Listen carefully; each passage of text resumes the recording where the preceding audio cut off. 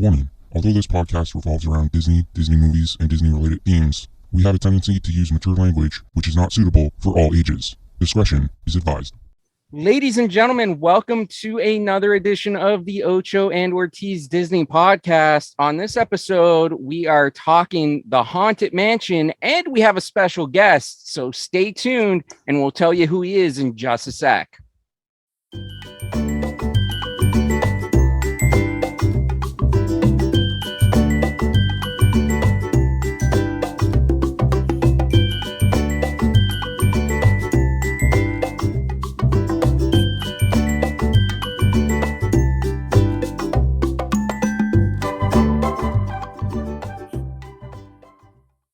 That's right, ladies and gentlemen, the Ocho and Ortiz Disney podcast is back in your life. And like I said off the top, we are talking Haunted Mansion.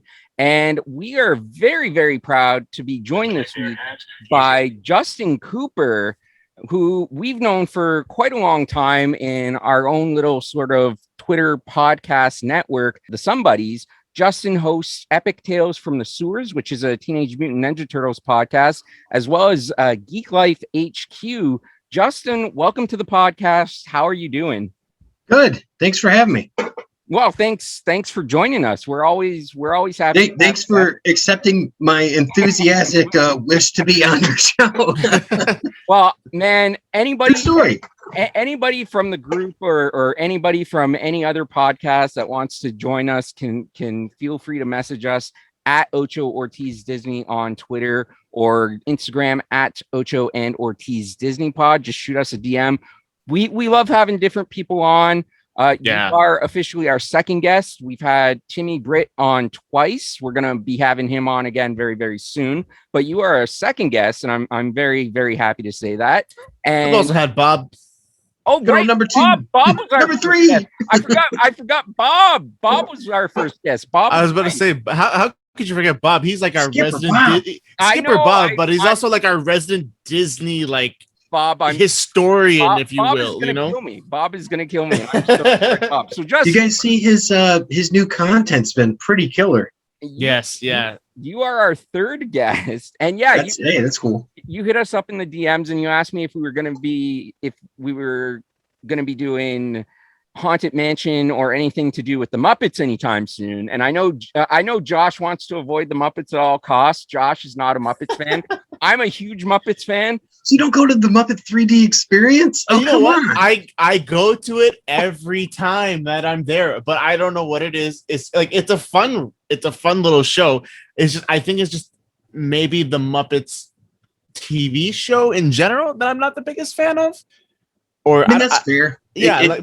It's been around since the 70s. It seems like it's one of those things that is somewhat generational. Like my kids like it now, but yeah. Well, I mean, it could be growing up. But even before then, if you think of all the stuff that they did on the Jimmy Dean show with Rolf before they introduced Kermit and all of the other Muppets, but yeah, the Muppets have been around for a long, long time. Yeah. I mean, like Dave, you said we are talking about Haunted Mansion, but I don't know if you guys had a chance to watch it. But I did watch the Haunted Mansion with the Muppets version that just got released as well. I just found out today that there was a Muppet version. Oh, did I not tell you about that? No, and I'm very. Oh, dude, I've got all the specifics. I've got all the spoilers on that one. If you need it. I watched it today, and that is more. It's very different than the movie that we're going to be talking about today, because that is more geared toward people who have been on the ride. It is a much more ride nostalgic movie. So Dave, you've never been on it, correct? I haven't been on the ride. No. Yes. Okay. So you might not get a lot of the things there, but watching it, Justin, you've been on the ride, right? Several times. Yes. Yes. So watching that, to me, it's like they're just saying different things and little things are happening here and there. And it's hitting me. And I'm just like, it got me more excited for my trip again. Yeah, but that's some of the phrases that they say are literally taken right from the script of the cast members. Exactly. Yeah, exactly. Some of the things that they say are pulled exactly from it. And it's like, in my head, I'm saying it with them as they're saying it because I've been on it. The thing with the Haunted Mansion, the ride itself is just, it's such an iconic ride. It is one of my favorite rides. It's especially if you watch behind the attraction story on it. It is a ride that Walt wanted to do that it just kept getting pushed back and pushed back and pushed back. It got shelved a couple times because of the New York Fair that they did in 64 and 65. Yeah. They had people working on it, but then when Disney specifically got brought in to work on a lot of the attractions at the World's Fair, they pulled everybody off that ride. That it actually didn't get built until years later, and it was sitting dormant for a long time. That show building and everything. But what they decided to do was, because when they finally did decide to open it, they were smart and they built 2 of everything. So that instead of having to like build it once and just put it into Disneyland in California, and then later on build it again and put it into Disney World in Magic Kingdom, they just built everything twice at the same time so they could open it in both parks, because Magic Kingdom and Disney World was ramping up and stuff. So it's really cool. If you haven't checked it out, Behind the Attraction, they talk about that one, and it's a really great show. And Dave, one year, I swear to you, I'm gonna get you to Florida with me, and we are gonna get you on these rides. Well, yeah, when there isn't a big pandemic and when I don't have family stuff going. Oh yeah, of course. Don't worry. I promise you, Dave, I will take you to Disney one time, and we will get it done. Oh fuck! 1 second. I just realized I think I did watch that episode, because they were saying how was it either Haunted Mansion or something came out like a couple years after Disney had passed himself. Yeah, so they opened it. He passed in what, 67? I think so. Same year that Mary Poppins came out. Mary Poppins. I cannot wait to do a review on Mary Poppins. But you guys have to get Ash's Fun Nightmare for that one, because really? She's the number one Mary Poppins fan that I know. Nice. I mean, I have a more bigger thing in my head of how I want to do Mary Poppins. It's not just Mary Poppins. It's just kind of the story about how I think I would have to watch Saving Mr. Banks as well. Oh yeah, that's a fantastic movie. But yeah, no. That episode of Behind the Attraction is fantastic. I love that. It was 66, by the way, that Walt Disney passed. December. It was 66. Okay. Yeah. So he passed in 66, and Magic Kingdom or Disney World in general didn't open until 1971, a whole 5 years after he passed. But that's Dave. If you haven't checked it, I'm telling you, go. Not only just that particular episode, but that whole series. It just came out a few months ago, and it's one of my favorites. I'll definitely check it out. I mean, I've got so many things on the go that I'm trying to watch on Disney Plus right now.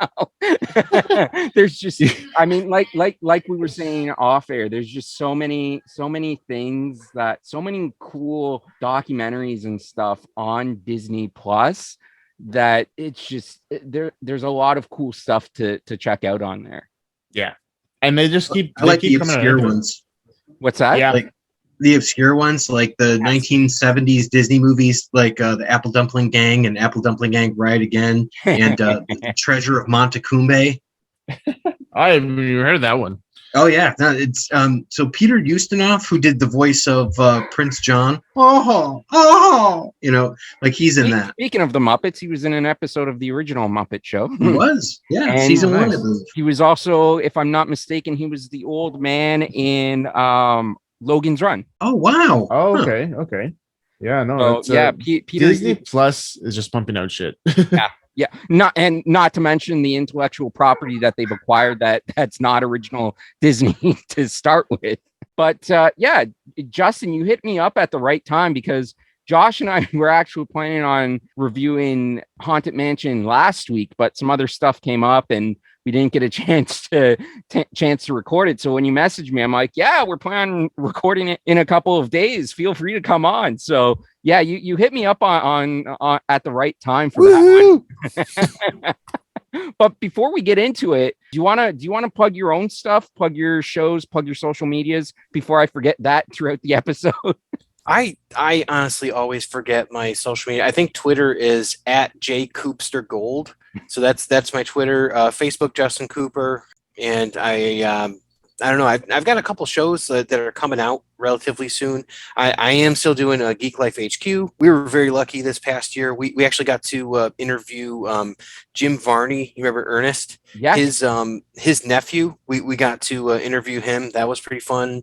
Penelope Spheris, who is the director of Wayne's World and the Beverly Hillbillies. Oh, okay. What? That That's was awesome. And John Rhys Davies, who played Gimli from The Lord of the Rings, I got to do a sit-down interview with him via Zoom, and that was amazing. And past that, just like regular shenanigans that we talk about on the show. So Geek Life HQ, we like to talk about what's your week in geek? What's one thing that you did, during your week that was geeky?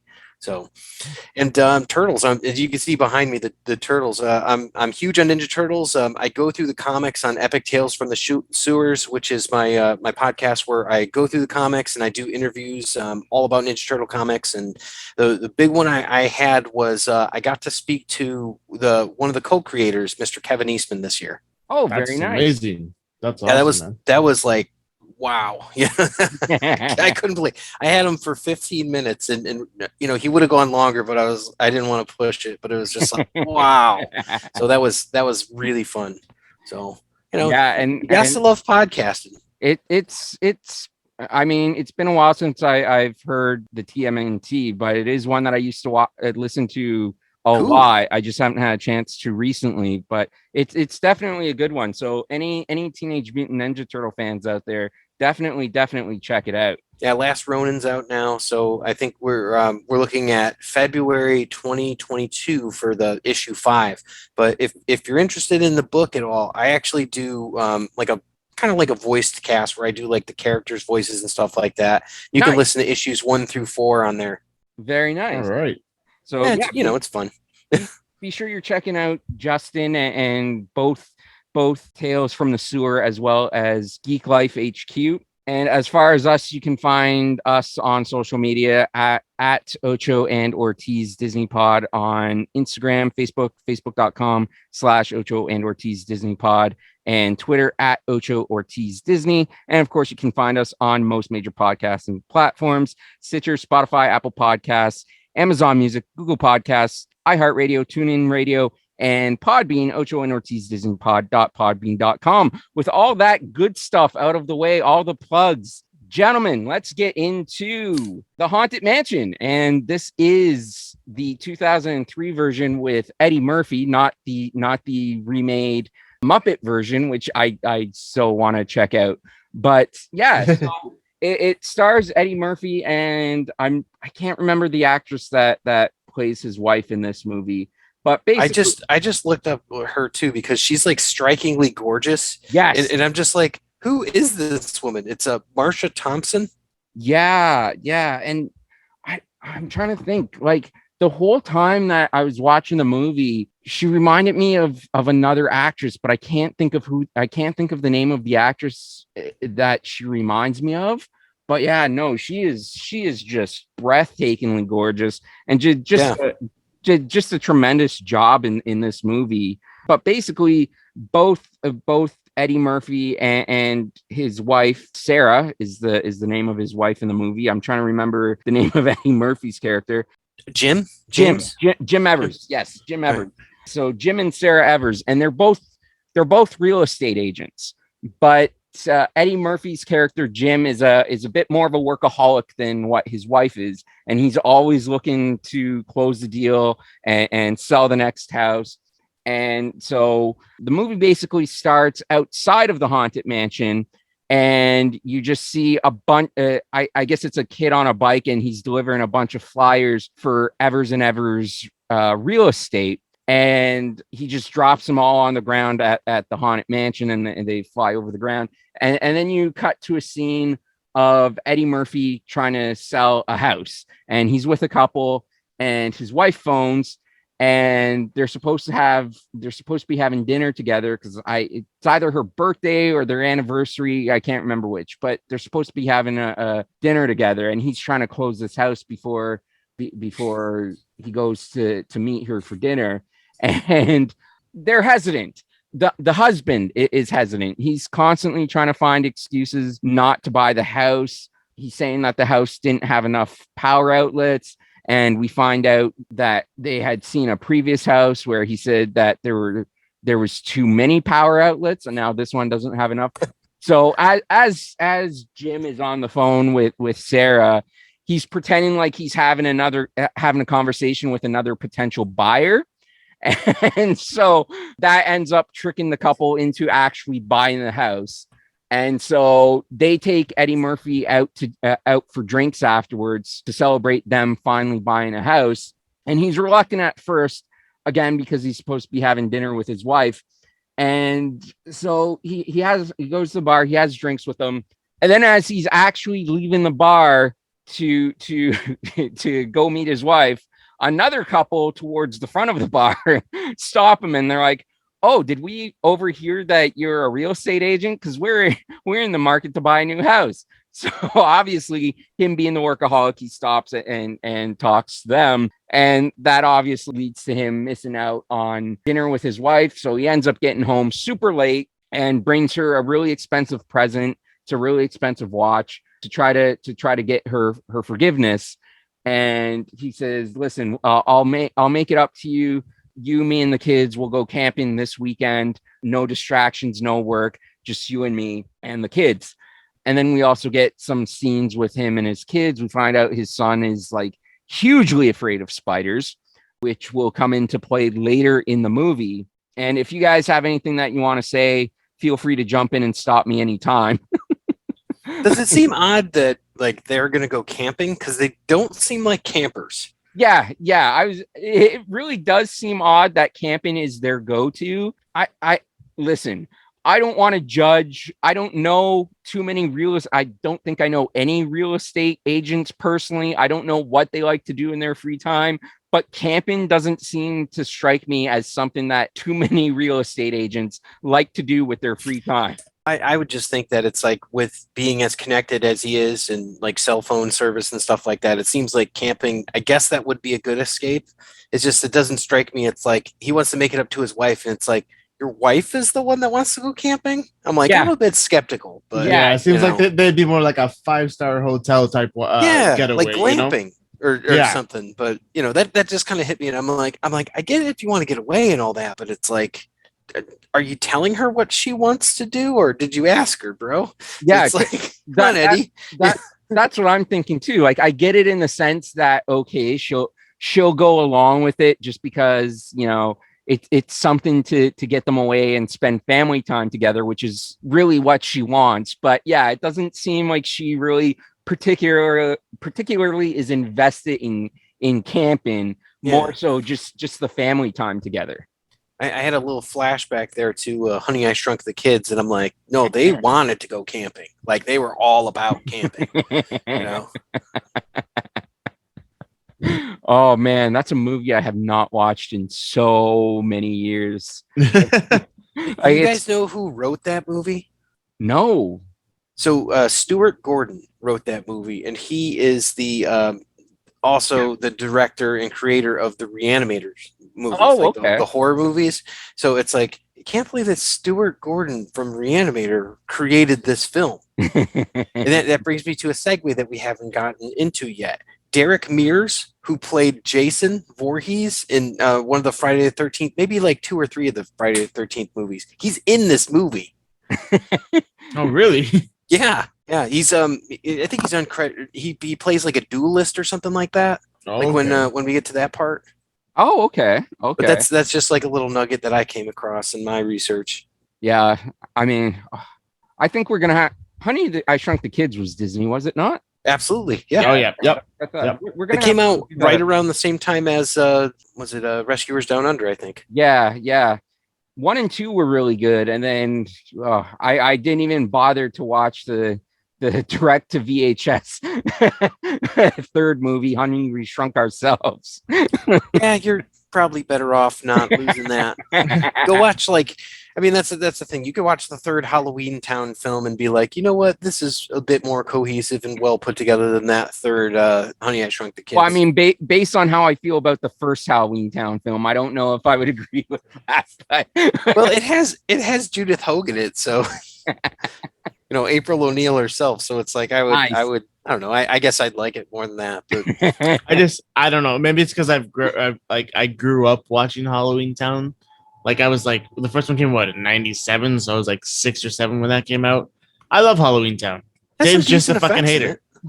Yeah, well, I mean, Don't even get Dave started on the effects. Okay, we've never even recorded this episode. We were supposed to record this episode last year. This is literally the lost episode, and it's like all Dave does is complain about like the effects for that. He's like, this movie was made in '97 or '98, whatever it is. He's like, the effects should not be worse than the effects that they used on Hocus Pocus, which was made in '93. I'm like, that's not even fair. You know, that's what I said, because like Hocus Pocus was a theatrical release, whereas Halloween Town was a DCOM, which is a directed TV movie. I don't accept these excuses. These are excuses and not It's results. whimsy. It's whimsy. That's what I say. So Let me tell you, when we actually do record the Halloween Town episode, which should be soon, it's oh my god, it's gonna be a lot of back and forth, which should make for a great episode. I mean, it was already back and forth on Hocus Pocus, because that was another one that I absolutely hated. oh wow, you didn't like Hocus Pocus either? That's what I'm saying. Like that's a classic. Wow. No, you should really check out our Hocus Pocus episode from last year. Yeah, no, I definitely should. So you're not looking forward to Hocus Pocus 2, huh? No, absolutely not. No. I can't wait for that. I can't wait. I just hope what? they bring back from Erie, Indiana. I hope they bring him back. Oh, So like that's a show I totally forgot about. And that was a show that I watched all the time, Erie, Indiana. yeah. That's on Disney Plus, isn't it? Is it? I'll have to I don't check know. it out. Yeah, I thought so. It's a show that I had completely forgot about until you just mentioned it. So it's not like That is my superpower. searching out. So- See, my girlfriend's a little bit younger and she's never watched Hocus Pocus. So when I started Wow. getting her to watch it the other day, I was watching it, I'm like, oh, I love this movie. And like we got about 20 minutes into it. She's like, I don't see any potential in this. Can we watch something else? I'm like, how dare you? No, This is a classic. she has a point, and I wish she was on the podcast last year. She has That's awesome. It's a classic. I'm gonna do another episode just with her to review. That's not petty at all. Yeah. no. It's just If- the trash if- Hocus Pocus. If you really want to hear us going back and forth, I'm telling you right now, go listen to our reviews of the Descendants movies. Oh wow. Yeah. I think. Wait, who liked it? I was I way loved it. harsher on Okay. Hocus Pocus than I was on the Descendants. Although I did trash the Descendants pretty heavily. But here's the thing with me is I still watch. Well, I mean, like before, I was always watching Family Channel and Family Channel here in Canada and the Disney Channel. Even now to this day, I'll still watch it. But I'm mostly on Disney Plus. I still love those movies. I don't care. I'm like a kid. I'm a little kid at heart. I love those movies. Like I watch anything and everything that Disney puts out. So I love those Descendants movies. And I can't wait till we do Descendants 3. I think that's going to be the last one, isn't it? Yes. Yeah, that was the last one that they did. Yeah. Yeah. I don't think they'll do another one after the young guy has passed. I don't think they'll do another one. I don't think so. They're doing something. I think they're doing it. If it's not a fourth, they're doing something. But I think it's gonna be animated, so it's not gonna be another live action thing. Yeah, because I heard Dove Cameron had moved on to like more adult roles. Like she's out of kind of like the Disney stuff and she's into like other stuff. I just saw she was in Schmigadoon. I don't know what that one is. Yeah, So I haven't heard of She that. can That's, she can do some more series. adult roles. I'm okay with that. She's doing it's a musical. So it's got was it Keenan Keele and Cecily Strong, and I don't know she's from Saturday Night Live and he's from Key and Peele. So, Okay, yeah. I mean he's all over the place now, but Yeah, that was something that came out I think about a year ago. Yeah. Wait, Keegan Michael Key, right? That's Yes, what you're that's talking who it about? is, Okay, yeah. That guy's funny. Yeah, he's. I'm gonna have to check that out. Dove Cameron, awesome. Schmigadoon. But so back to Haunted Mansion. So they're playing they're playing this weekend getaway, and all of a sudden Sarah gets a phone call from somebody that wants to talk to her about selling their house. But they specify on the phone call that they want her to come alone. They don't want her to bring her husband or anything. And then, of course, Jim, played by Eddie Murphy, overhears the conversation, and because Sarah didn't want to go. Sarah's like, no, I'm going away with my family. I won't be available to come by this weekend to take a look at. And of course, Jim's like, no, we'll go there. Absolutely, we'll go there. Why wouldn't we go there? It's business. Like so. He's like, we'll stop on the way to the campgrounds. It'll be 20 minutes tops. So they end up going there, and they pull up to the haunted mansion. And like it just looks completely deserted, and of course the kids aren't really thrilled to be there anyways, because they just want to get on the camping trip. And again, the kids really don't seem like they would be that interested in camping. Same with the wife, but I think they're just tired of their dad constantly working and being all about business rather than spending time with them. Classic Shaggy Dog scenario. Yeah, absolutely.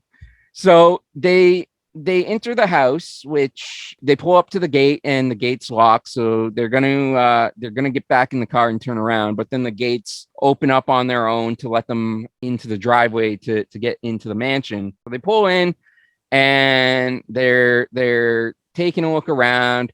And they see that the house is surrounded by like a graveyard, and it's just really spooky and got this eerie feeling to it. So they knock on the door, and eventually the door opens, and they're greeted by this butler. Shit, why can't I think of the name? I literally just watched. Was that Ezra?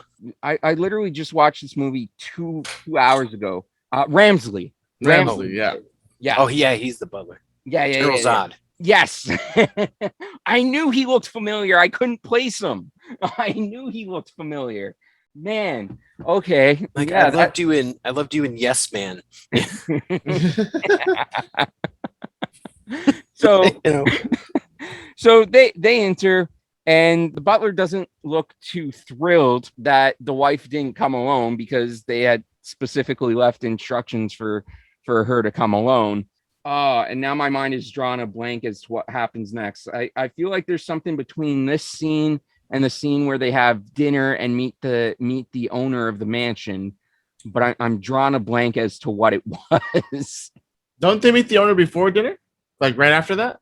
I thought, yeah, yes, I think they meet the owner. They meet Master Gracie just before dinner. That makes sense, because you would meet the owner of the house before you have dinner.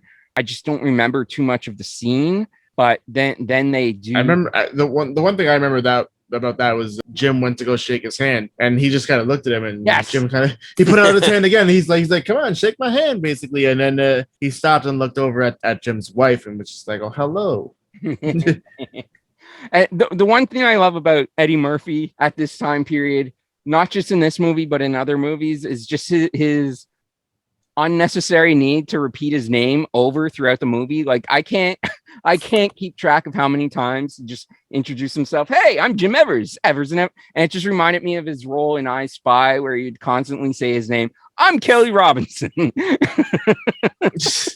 Yeah, actually, that might be a thing. I am Prince Hakeem. Yeah, it's just such an Eddie Murphy thing that I had forgotten about. And then once I watched this movie again and I heard him constantly doing it, I'm like, man, that is that. And I think he does it a lot in Beverly Hills Cop 2, where he constantly introduces himself as Axel Foley.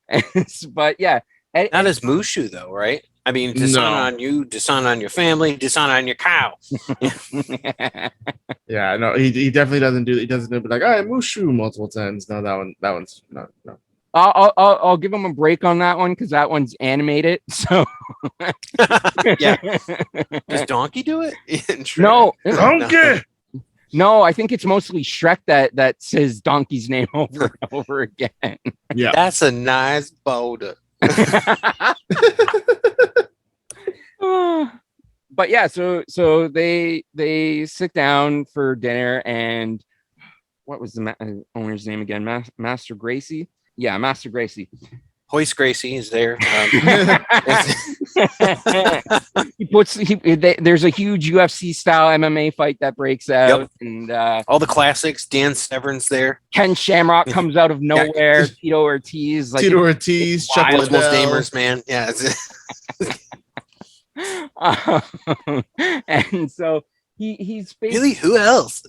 he's going into his reasons for wanting to sell the house, but he's also coming across as kind of sketchy. And again, Jim is doing most of the talking. And at one point, Gracie asks Jim if he believes in ghosts. And of course, Eddie Murphy's character, being Eddie Murphy's character, just lying to try to close the deal, is like, of course I believe in ghosts. Yeah, everyone believes in ghosts. Which we find out later in the movie, yeah, he doesn't believe in ghosts at all. Like, he thinks it's all just a bunch of bullshit.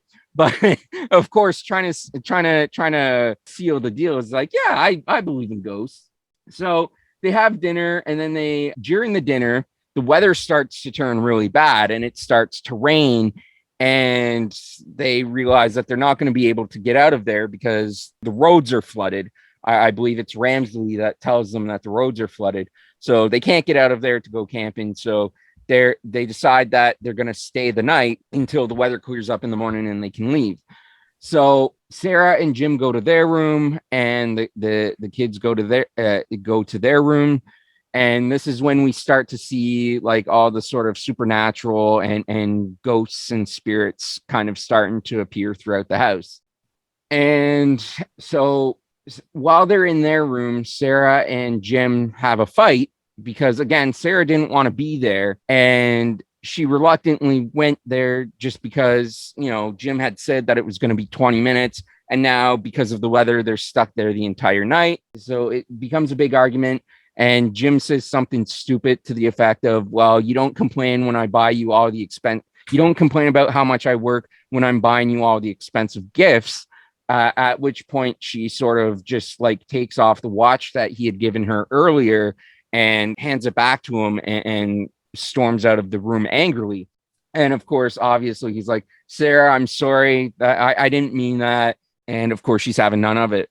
And then we go where we see the kids in their room, and this is when we see the first like ghost. It's like it's a spirit ball, and it's not hurting them or anything. It's not being malicious or anything. It's sort of there, just to let them know that it's there.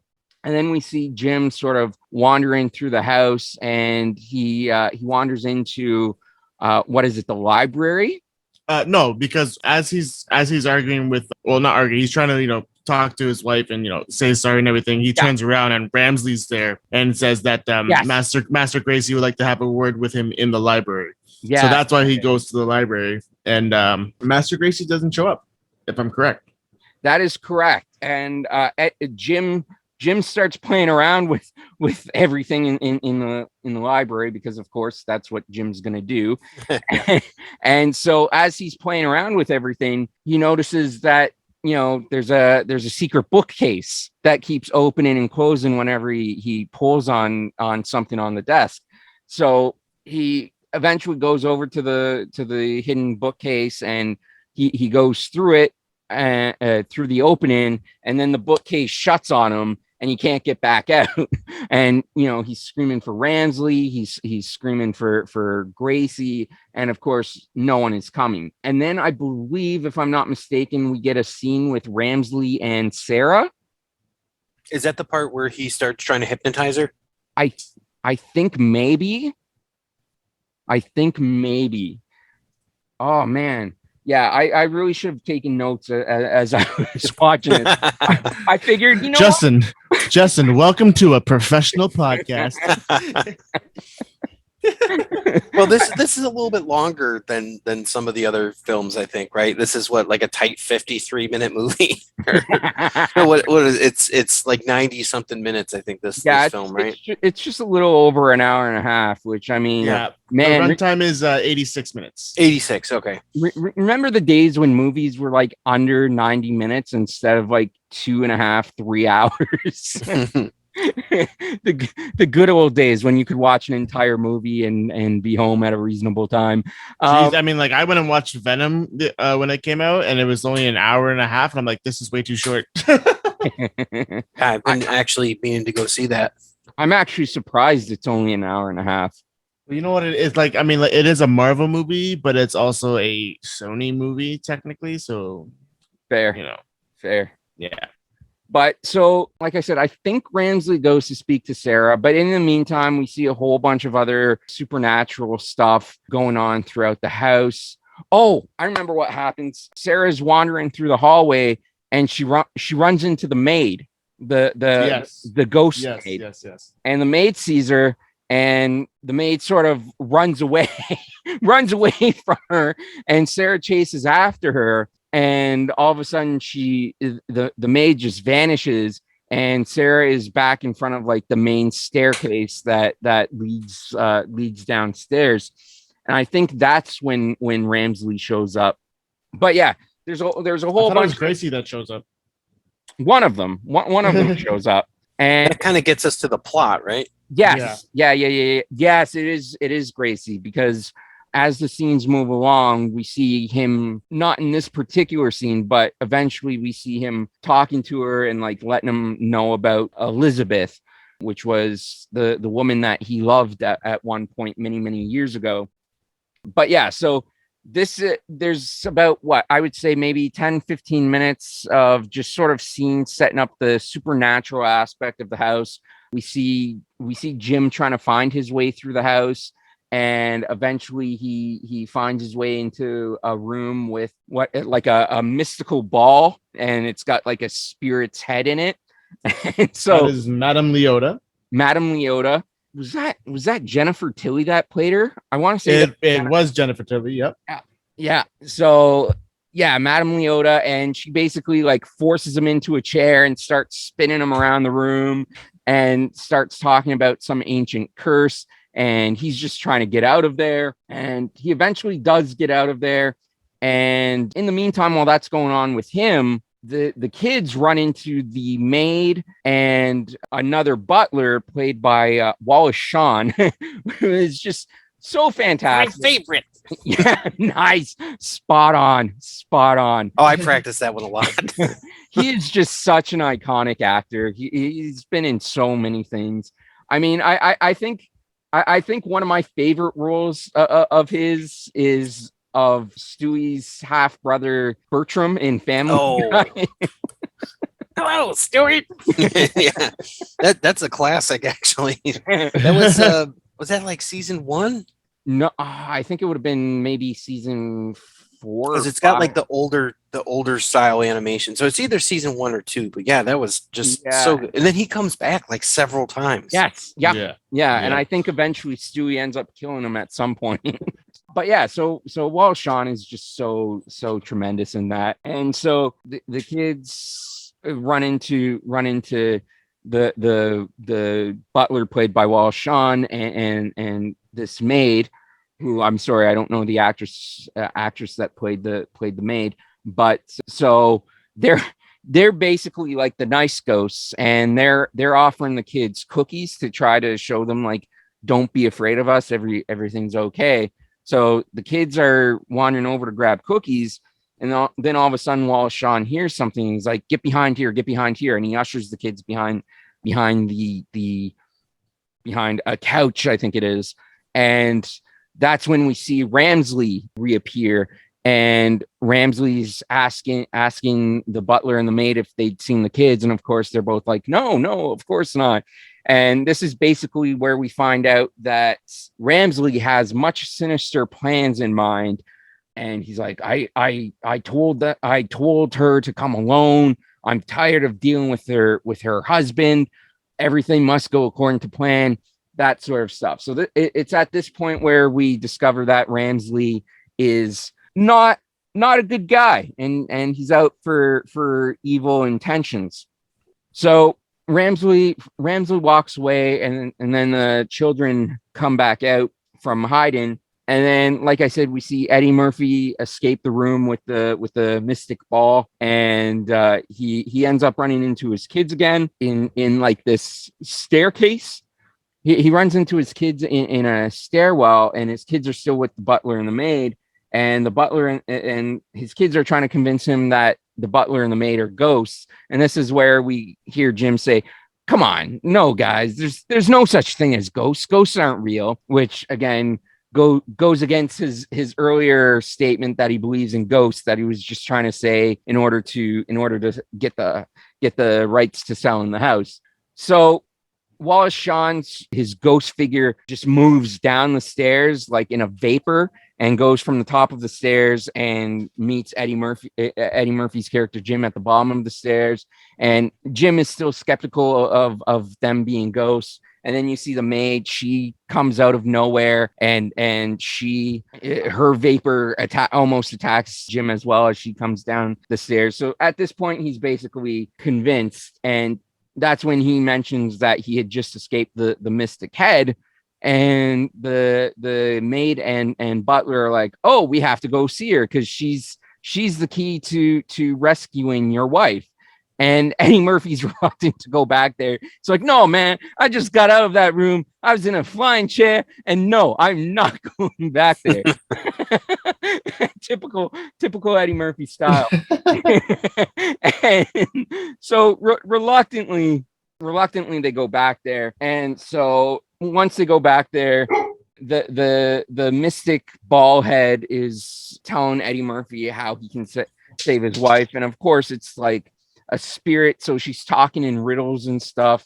And she tells him that he has to find a key in an unmarked tomb in a mausoleum in the graveyard. And he doesn't want to do it. Obviously, he's reluctant, but she's like, "It's the only way to save your wife." And that's when like Jennifer Tilly's head disappears, and she shows Eddie Murphy what's going on between Sarah and Gracie. And sorry, Wallace Shawn's character's name is Ezra. So yeah, you were right earlier, Justin, when you said Ezra, but just for the wrong character. Oh yeah, okay. They're all kind of interchangeable, ghosts and such. Yeah, exactly. They're both they're both butlers. They're both ghosts. It's interchangeable. And then I believe Emma was the name of the waitress, if I'm seeing the right characters on IMDb here. Of the waitress or the maid? The maid, sorry. Yeah. And so Jennifer Tilly's character, her head dissipates, so Jim can see the conversation that's happening between Sarah and Gracie. And that's when Gracie is telling Sarah the story about his lost love, Elizabeth, and how he was supposed to marry her, but on the night of her wedding, she ended up killing herself. Which, I mean, for 2003 Disney is kind of a pretty dark storyline when you think about it. Yeah, no, you're right.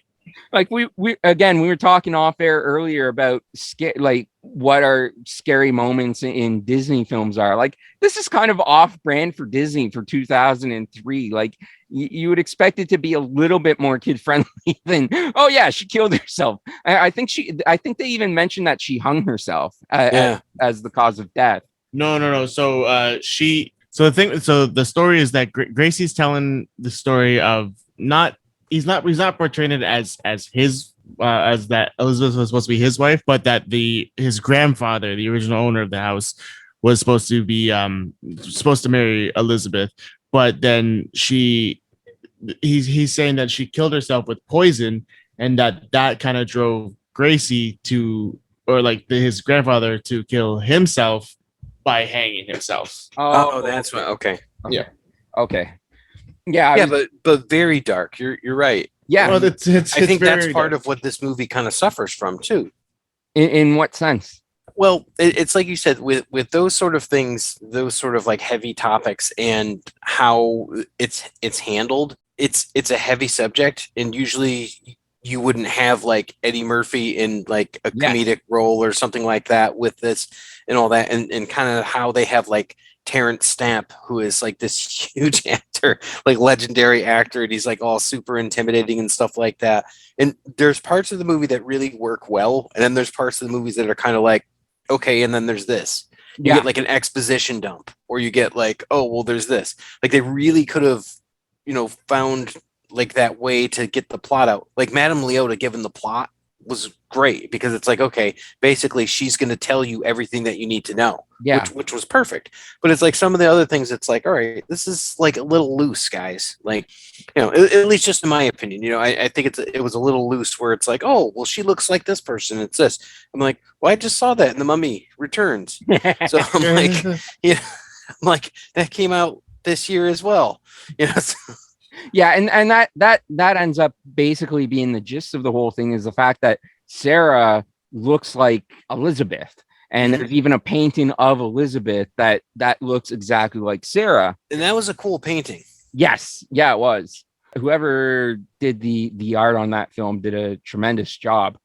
But yeah, and just going back to what you said, it is kind of heavy, and like it just kind of goes from, oh yeah, so he hung himself, and let's go back to like the joke aspect of the story. We're gonna dump like this really heavy scenario on you, and then just go back to the jokes with the ghosts. It was a weird spot for it, I think. It's kind of like, did you guys see the Casper movie? Like, oh yeah. Okay, so years ago, yeah. That's a great film. And they kind of handle the heavy subject of like how this kid died and stuff like that, how he became a ghost and all that. And it's like there's like Stinky who's farting and burping and stuff like that. And it's like they measure it well, and they hit you on those high notes, and it like right after knocking you down, they're like, oh, everything's terrible. Okay, laughter. And it's like one of those things like that, where it's like here it's kind of like disjointed. Yes. Where it's like, oh, okay, here's a note. All right, now we're gonna just stay stable. Okay, now we're gonna go for a joke. It's like, all right, well, maybe it could have transitioned a little better. Yes, yeah, and I think overall, like the acting is pretty decent in this.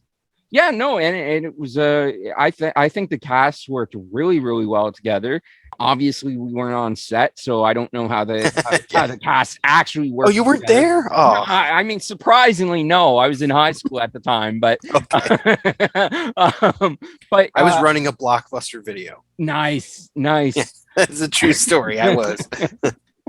My best friend in high school would eventually go on to run a Blockbuster video before they ended up all shutting down.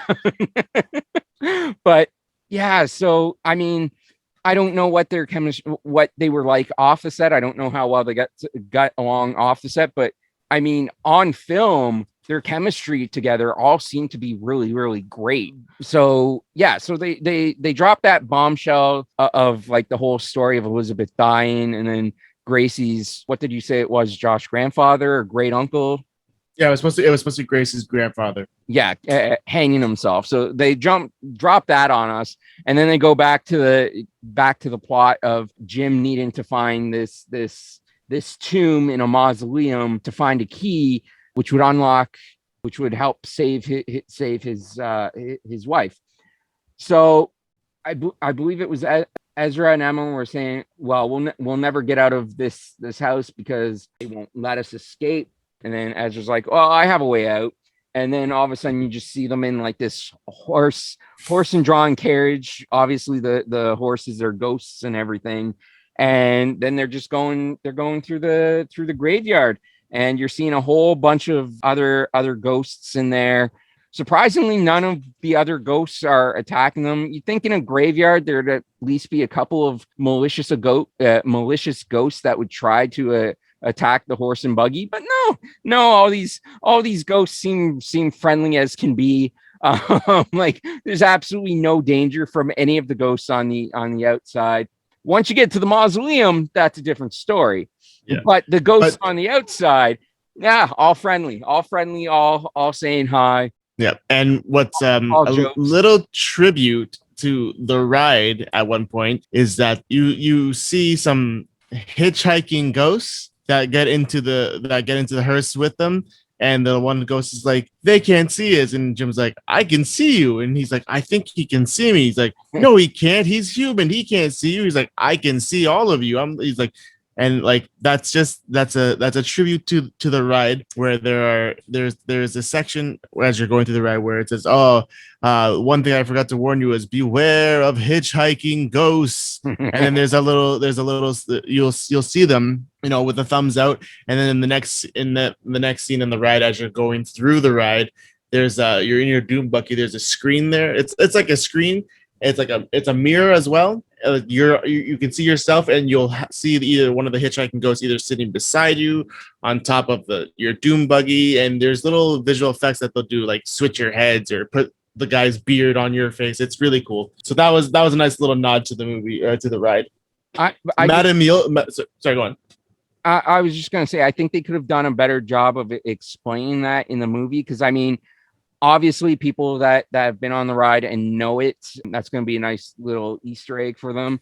But for somebody like myself who hasn't been on the ride, I'm just like, what the fuck is the purpose of these ghosts, and why are they getting so much screen time? Like, especially after Jim and the kids leave, you still see the camera on these three hitchhiking ghosts for about 5 to 10 seconds afterwards. And it's like, I'm sitting there, obviously not knowing much about the ride, and I'm sitting there. I'm like, okay, is there a purpose to these three? Like, what the fuck's going on? So, I mean, these guys important? Exactly. So, I hearing what Josh is saying, I think that's a great Easter egg for the people that have been on the fans ride. of the ride. Yeah, but I do think if you're making a movie and you're gonna have that in there, and you're going to give them such prominent feature, like, it's one thing if they're just passing by and you see them as hitchhikers as they're passing by, but the fact that they gave them speaking roles and then kept the camera on them after Jim and the kids left, I think it makes it really confusing for just the movie audiences that haven't been on the ride. And I think there could have been a little bit more of a better explanation as to who they were and what their importance was. Fair enough. Yeah, fair enough. But you were going to say something else, Josh, before I went on that little tangent. So if you can remember. No, I remember. I was going to say there's another couple nods to the ride that one that we skipped over. Madame Leota is also from the ride as well. But, right after they get out of the hearse, you see Jim go to ask these marble busts who are singing about where they're going or where this mausoleum is and everything.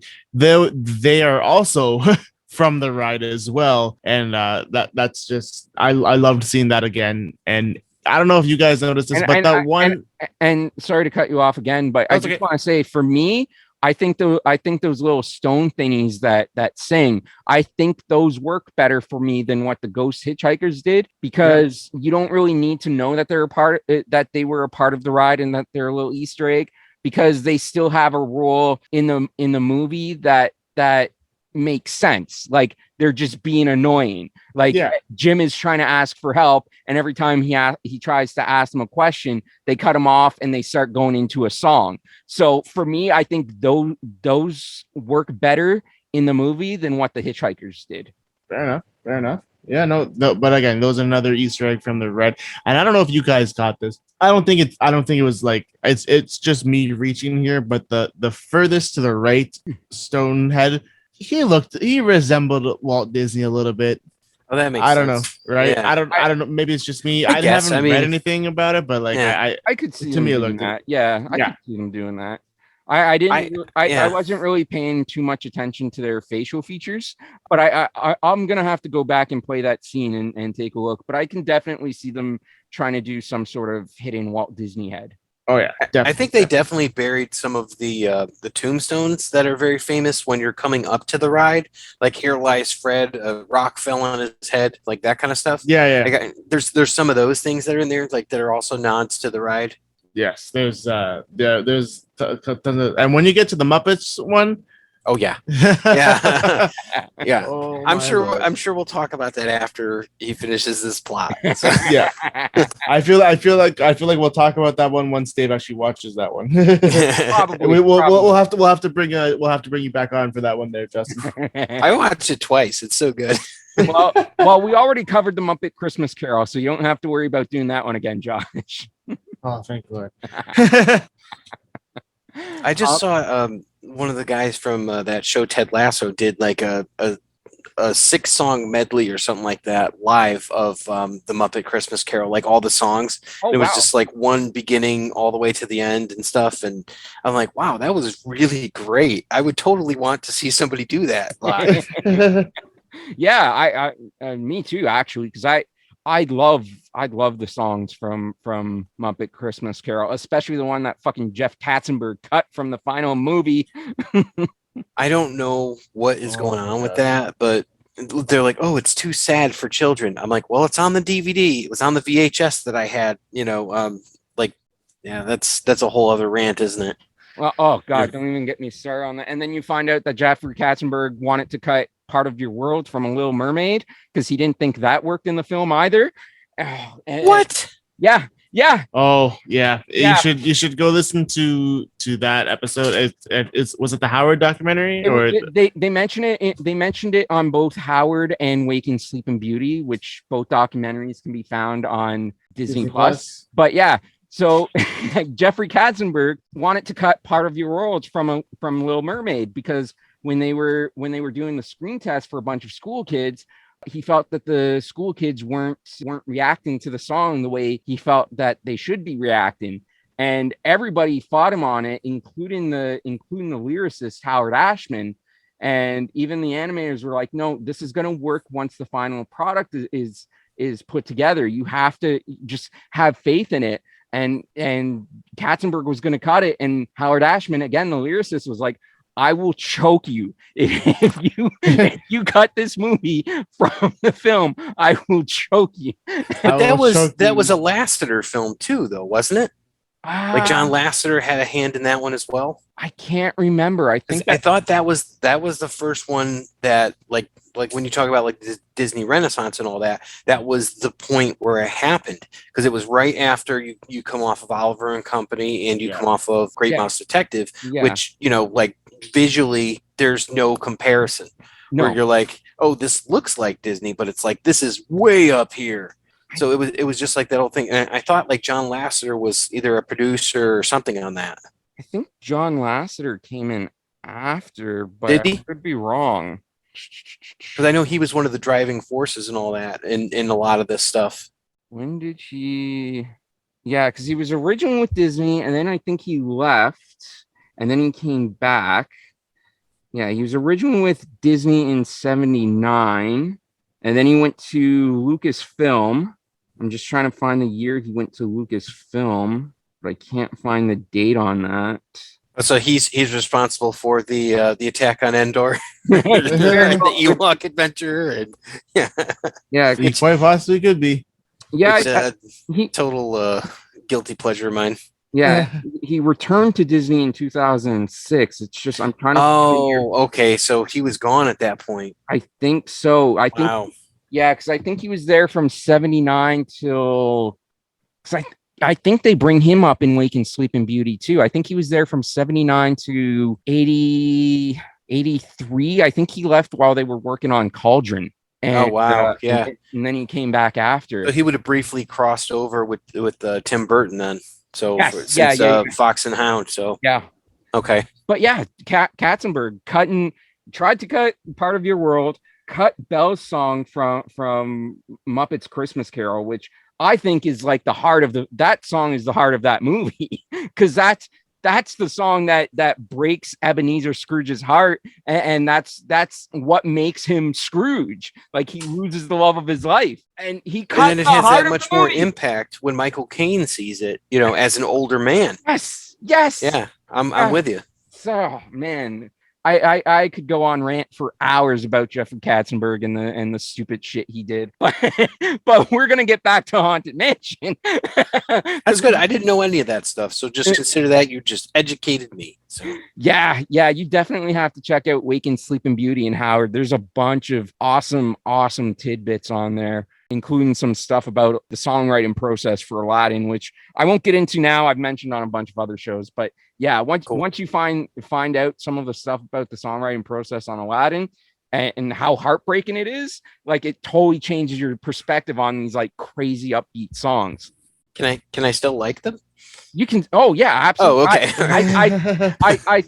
I think it's actually going to give you a greater appreciation for the songs, once you hear about the songwriting process and just the fact that these songs turned out to be so amazing and upbeat given what was going on, I think you're going to have a bigger appreciation for the songs afterwards.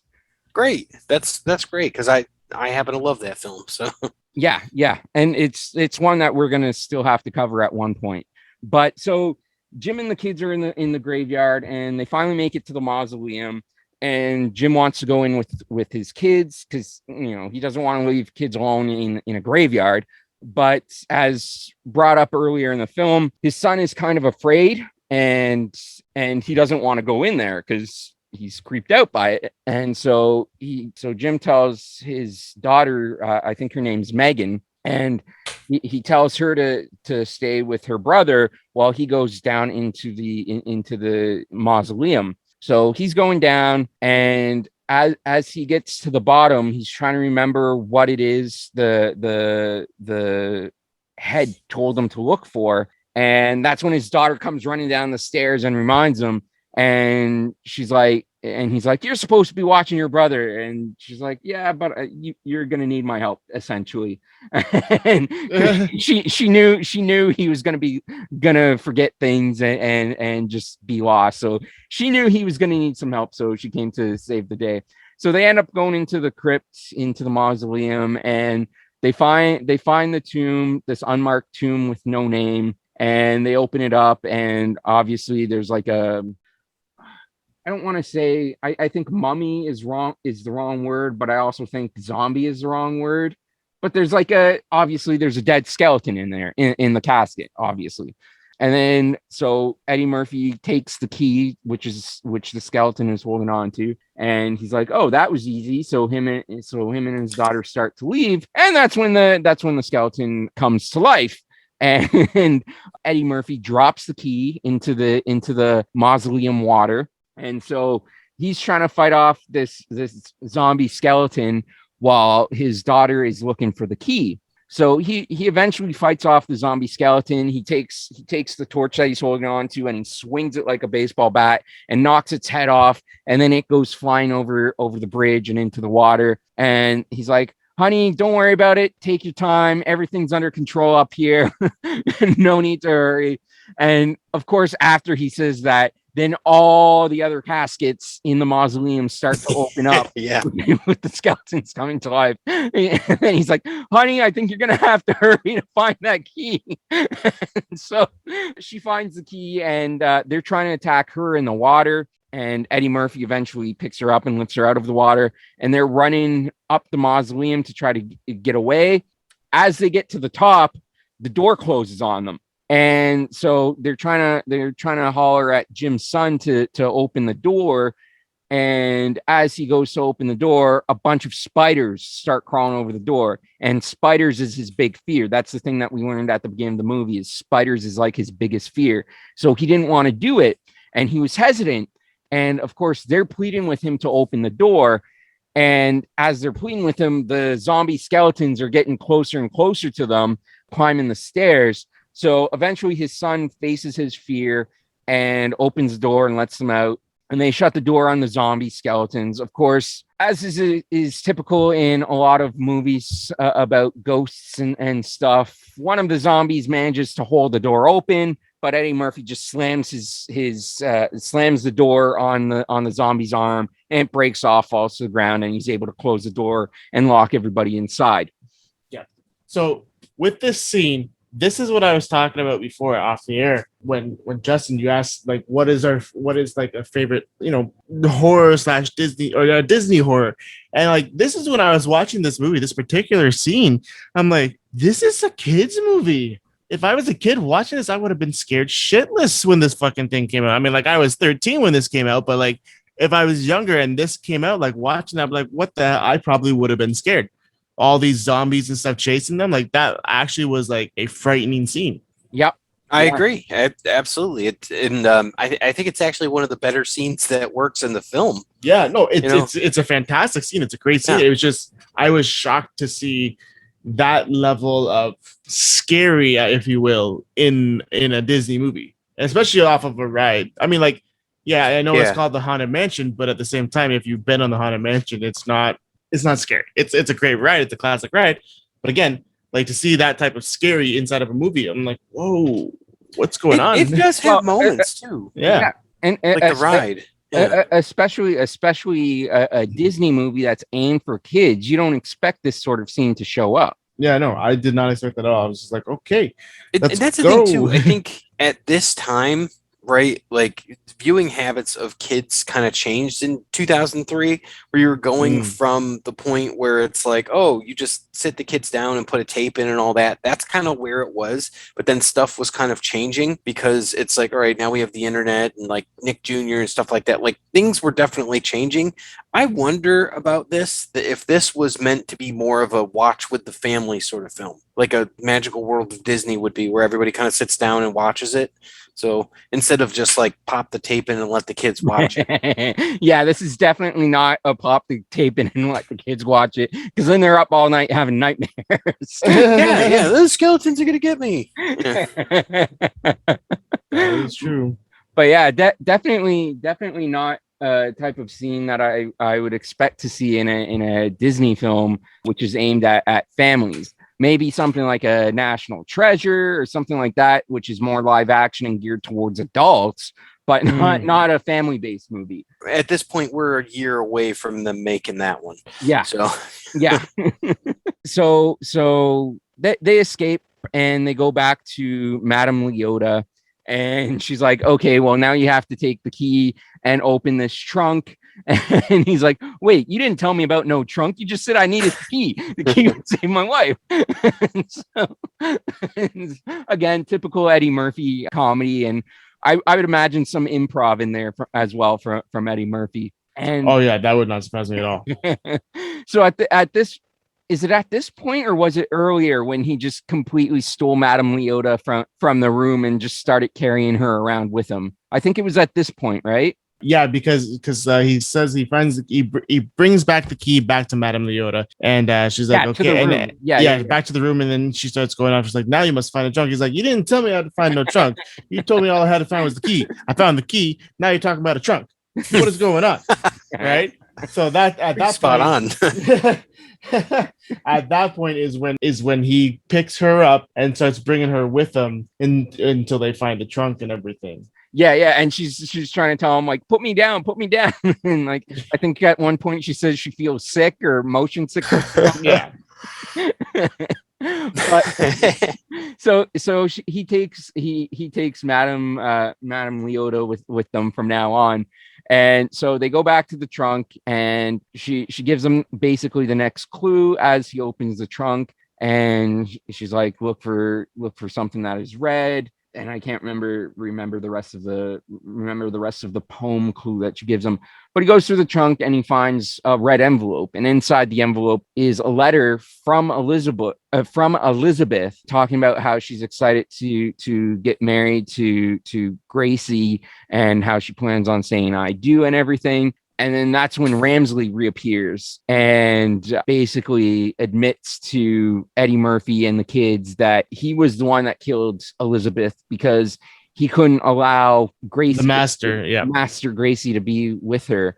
I can't remember if a reason was ever given as to why he didn't want Elizabeth to be with Master Gracie. I don't know if there was a reason as to why he didn't want her to be with him, but the reason why he killed her was because Master Gracie was also talking about giving up everything, all of his fortune and everything, to be a part, just to be able to marry Elizabeth because he was in love with her. Yeah. I mean, there are some underlying layers that you can maybe read into there, given the time period that Master Gracie and Elizabeth were together, considering that Elizabeth would have been a black woman and Master Gracie was white. So, I mean, you can, without them coming out right and saying it in the movie, you can sort of analyze it and that's a good pickup. Yeah. Yeah. And take away the layers that one of the reasons might be because of that inter-race marriage. But again, they don't come outright and say it. That's just something that I'm assuming based on the time period that they would have been in, that makes sense as to why Ramsley wouldn't want them to be together. Yeah, no, that's a good pick. So So Ramsley is basically telling them, well, now Master Gracie is going to marry Sarah because Sarah is basically like the reincarnation of Elizabeth. And then they're going to be together, and then he can find the house, and all the spirits and everything that are still in the house can leave the house as well, because it's essentially like Gracie's love for Elizabeth that's keeping them in the house and preventing them from moving on into the afterlife. And so basically Ramsley's plan is that if Gracie marries Sarah, then everything will be fine and they'll move on to the afterlife. And I mean, I guess fuck Eddie Murphy and the kids, right? Yeah, right. So as long as the ghosts are happy, fuck Jim and the kids. So yeah, it's also at that point where Ramsley kidnaps the kids and puts them inside the trunk. Yes. Right. And then he basically tries to get rid of Jim by throwing him out the window. Yes. This is a plot. This is an issue that I have with this scene, right? So go for it. Jim tries to attack Ramsley, right? And obviously because Ramsley is a ghost, Eddie Murphy's hand just punches right through him, right? Mm-hmm. And it's just vapor, which I get. He's a ghost. But then Ramsley picks up Eddie Murphy. So okay, you can sort of put aside logic here and go into the world of make-believe and say, okay, Ramsley can choose as a ghost. Ramsley can choose when he's a solid form and when he's basically a vapor form. I can get into that, right? But then didn't you see Ghost with Patrick Swayze? I don't remember. I've seen it a long time ago. He had to concentrate. So most of the time he goes through stuff, but he can affect the physical world if he like concentrates and all that. And like the creepy guy on the train taught him how to do that. And like, yeah, it becomes a big plot point. The movie Ghost. Okay. I don't remember, but I just have that song playing in my head right now from that movie. Unchained Melody, great song. Okay. But I don't remember that film. When he is able to control himself and he can physically interact with the real world, can other people still interact with him, or do they still go through him? They would still go through him, except for the parts that he is affecting them. So it's like stripper rules, where it's like they can touch you, but you can't touch them. And welcome to the Ocho and Disney podcast, where we talk about strippers. So they can touch you, you can't touch them. Thank God we put a freaking disclaimer on this. Oh man. Okay, well that then sort of ruins my rant, because I was gonna say at one point he lifts Eddie Murphy up as he's gonna throw him through the window out the house, and Eddie Murphy goes to strike him again. And of course, Eddie Murphy completely misses, and the punch just goes to the vapor. And what I was gonna rant about is if Ramsley can physically alter his being to become vapor and like real material. What I feel is that as he's holding Eddie Murphy, obviously he would be a solid material, and I feel like Eddie Murphy should have been able to punch him without it going into vapor. But based on what you said on the movie Ghost, this scene coincides with ghost laws, so I will let it. It's slide. A touchstone picture, so it's in the same universe. Okay, so I will let it slide, and I will recant my rant. But and I mean, depending on the mythology too, it's like, ghosts can be affected by like certain things. So if it was like, I don't know, iron or like salt or something like that, maybe that would work. But he didn't really have anything like that. Yeah, no, he just had his fists, which would have worked for Axel Foley, but he wasn't Axel Foley in this movie. That's a good point. It would have worked. So Ramsley throws him through a window to the outside, and as Jim is getting up, all the windows and everything close and all the doors close, so basically preventing Jim from getting back in. And as Jim is on the outside trying to find a way to get back in, that's when we see Ramsley with Sarah, and he's basically telling Sarah everything that's going on, and basically saying that you will take Master Gracie as your husband, And she's like, well, I love Jim, so no, I won't. And then he shows her that her children are in danger, like locked up in the trunk, and basically threatens her by harming her children if she doesn't go through with this plan. And on the meantime, we still see Jim on the outside, and at this point, he's sort of given up. And we see Madame Leota next to him, and she's basically telling him, well, if you haven't found a way in, try finding another way in. So he puts Madame Leota in. He goes into the car and he puts Madame Leota in there, and he of course buckles her up like this giant mystic ball. He puts in the seatbelt, and he basically just rams his car up through the mansion, and the airbag deploys on Madame Leota, which is kind of funny. And then we see Sarah being prepared for a marriage to Master Gracie, and Master Gracie can tell something is off. Like Sarah is crying, and Ramsley tries to convince him that it's tears of joy because Master Such a creep. Yeah, he really is.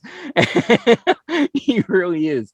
And because I think earlier Master Gracie had his doubts that Sarah was actually a reincarnation of Elizabeth, but Ramsley was like trying to reassure him, no, this is Elizabeth. This is a reincarnation of Elizabeth. Everything will be fine. So Ramsley is performing the ceremony, and Sarah is obviously there reluctantly because her children are in danger. And Jim is trying to get to her, but first he goes for the kids. I don't know why he wouldn't just rescue Sarah first, get the kids after.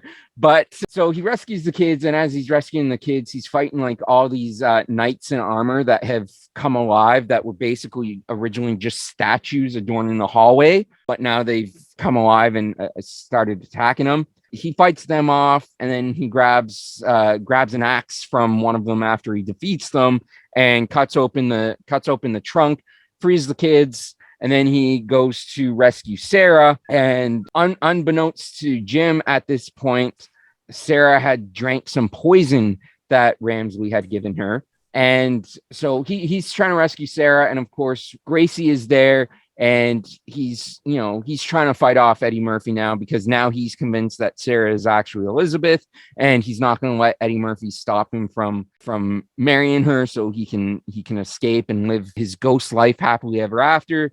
That's when Eddie Murphy's like, fine, just stop. Give me a minute. If you want to kill me, fine, but at least let me show you this letter that I have from Elizabeth. And that's when Eddie Murphy reads the letter, and then it's finally revealed to Gracie that Ramsley had killed Elizabeth. And again, Ramsley reiterates to Gracie that he didn't want Gracie and Elizabeth to be together, that they shouldn't have been together. And so, I'm having trouble remembering the final scene, but at some point, like this fire dragon thing attacks Ramsley and starts to drag him down into hell. And then as he's, there's a kitty cat. Yeah, he's compelled by the plot. He wants to hear what happens. He looks absolutely enthralled by it. Yep. So this fire dragon grabs Ramsley and starts to drag him into this fiery pit of hell. And as he does so, Ramsley grabs Jim and tries to drag him with him. And so Ramsley's holding on to Jim, but then Gracie comes to rescue Jim and give him help and lift him out of the hole as Ramsley gets dragged down. And then once Ramsley is dragged down, the hole closes and everybody else is safe. And Sarah collapses because she had drank the poison. And then at that point, the spirit ball, the ghost ball that the kids had seen earlier in their room, inhabits Sarah's body. And that's when we find out that the ghost ball was actually the spirit of Elizabeth. And she had been trapped in that mansion too. So she takes over Sarah's body for a couple of minutes, basically just to tell Gracie everything that she wanted to tell him. And then she lets go of Sarah's body, and Elizabeth's ghost forms, and Sarah comes back too. And then Gracie and Elizabeth end up together, and they get floated up into heaven. And then you see Emma and Ezra, the maid and butler, they come out and they're like, wait for us, don't leave us behind. And Emma has like 2 or 3 suitcases with her. And Ezra's like, you don't need all of that. She's like, you don't know what I need. So they end up going up to heaven as well. I forget what happens to Madame Leota. I wasn't really paying too much attention at that point. But Ramsley gets dragged into hell. Everyone else, all the ghosts get released. Before Gracie goes up to heaven, he gives Jim the deed to the house and says, the house is now yours. You can do with it whatever you want. You can live here. You can sell it. You can do whatever, but the deed is now yours. Basically, thank you for helping me and thank you for reuniting me with Elizabeth. So it's a happy ending for everybody. And I think one of my favorite things at the end there, because as Gracie and Elizabeth, they grab onto each other and they're floating up to heaven, Ezra and Emma start running. And Emma's like, wait for us. Yeah. Wait for us. And Ezra's like, what are you doing with all this stuff? She's like, that's my things. I'm taking it with me. He's like, you can't take them with you. She's like, the hell I can't. Watch me. Yeah, I that interaction between Ezra and Emma was fantastic. And I think that's pretty much where the movie ends. I can't remember if there's another scene with Jim and Sarah after that. There might have been. I can't really remember. But that's essentially the end of the movie. So with that, gentlemen, we'll start with Justin. Thoughts on the Haunted Mansion? Good climax. You know, it's kind of messy for me as like in terms of like plot, and I would have liked more for it to go based on the ride or anything and kind of like tie more things back to the ride. But like you make a really good point that if you've never been on the ride or anything like that, you know, the looser the better than when it comes with that. So I get like why they did it. For me, it's I like the first time I went to Disney was like in 1987. So it's like I've been on the ride several times. I've seen like the changes and stuff like that. So it's like I would have liked to have seen a little bit more of that tied in. Great cast, really good climax to the movie, like pretty decent ending. You know, it's a fun watch. Is it a perennial classic? I'm not sure, because I think it is a bit messy and a bit muddled, and it doesn't really deliver on every note that you'd want for a movie like this. And sometimes the heavy stuff is too heavy. But other than that, I mean, it's a decent watch. If you were going to give it a rating out of 10, what would you give it? Out of 10, it would be probably like a 4.5 or 5. Ooh, okay. I was expecting a little bit higher, but okay. And Josh, what about you? Final thoughts on the for film? Rewatchability, you know. Final thoughts on the film and rating from you, Josh. Honestly, it's God. This movie is what, almost 20 years old now. Yeah. And I haven't watched it in probably at least 10, 15 years since I've watched this movie. So like I was pleasantly surprised with some of the effects and some of the scenes that I've like, you know, we've talked about. I'm like, I was not expecting this to be in this type of kids movie. I liked it. I really did like it. There were a few nods to the rides and everything, and I did like those things. So I think I would give this one a solid 7. Okay, I'm with you in the sense that it's been a long time since I've watched it, Josh. Like I honestly haven't watched it since it was in theaters. I went to see it with Brandon, and that was so yeah. It's been 18 years since I saw it, and wow. I really didn't remember too much of it. I remember at the time I saw it in theaters, I thought it was an okay movie, but it really didn't grab me. And I think that mainly was probably because this was around the time that Eddie Murphy was also doing movies like I Spy and Shrek. And I just Pluto Nash. Well, I didn't watch Pluto Nash, but yeah, Pluto Nash as well came out around that time. So I just felt like at the time, based on the other Eddie Murphy movies that I was watching, because I was a huge Eddie Murphy fan back in the day, still am. I just thought that this was a fairly weak Eddie Murphy movie. So I remember at the time just not really liking the movie overall, but with the rewatch, I was pleasantly surprised. I thought it was a lot better than I had remembered it being. Man, I think I'm going to go with 6.5, because as Justin says, I don't know how much rewatchability this has. Like, maybe once a year at Halloween time, which I mean, obviously this is a film made for Halloween, but there are some Halloween movies or some seasonal movies that you can sit down and enjoy throughout the year, even if it's not in season.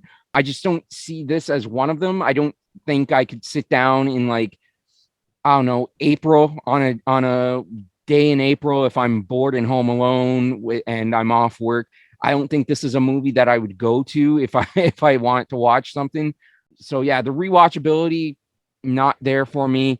So I think I'm gonna have to give it a 6.5.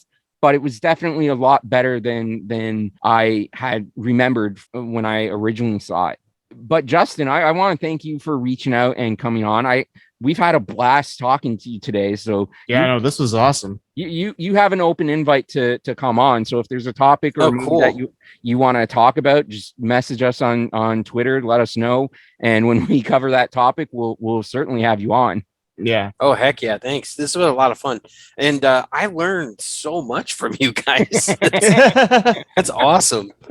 Now, I got a few little things before we go. Yeah. One of the things about this, now I don't know if you guys knows this, but there is a remake of this movie, being a reboot, should I say, that is going to be happening. It was announced actually in July of 2010.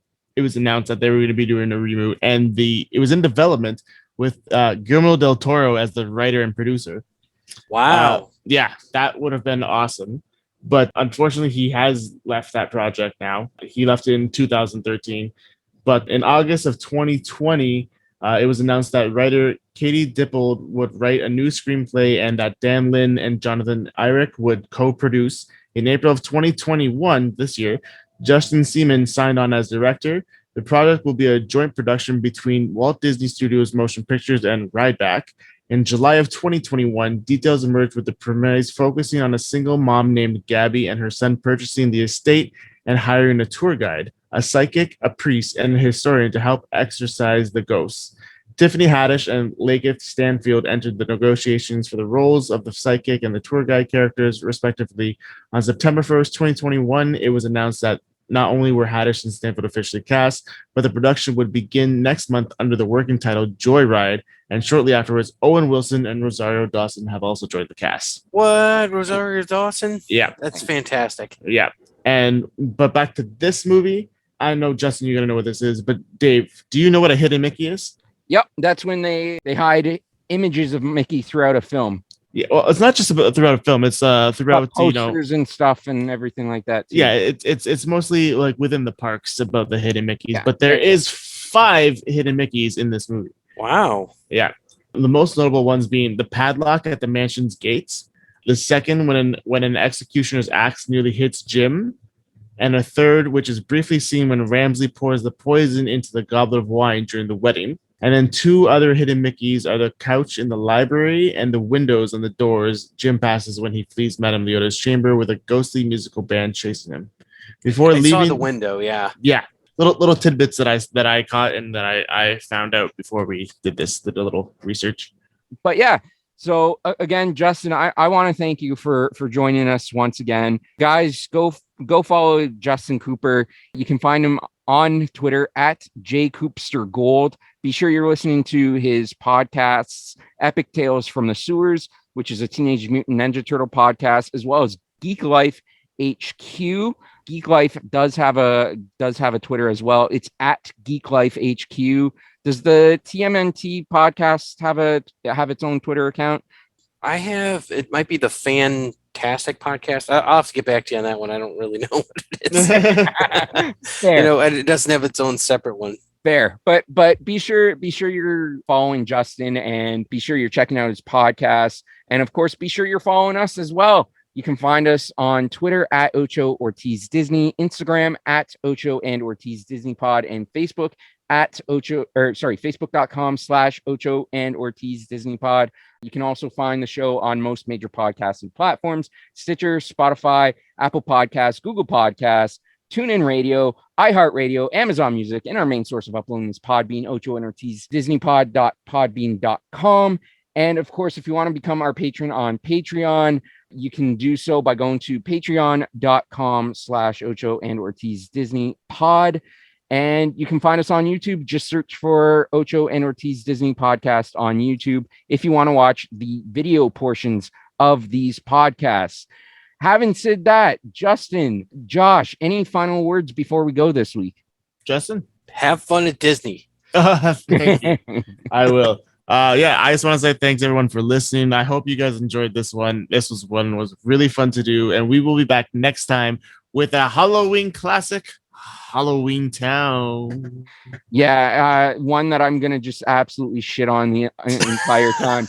But having said that, guys, as usual, whether you're listening or watching this in the morning, the afternoon, the evening, whatever time of day it is, where you are, when you're watching or listening to this, we thank you for watching or listening to this. We appreciate you watching or listening to this.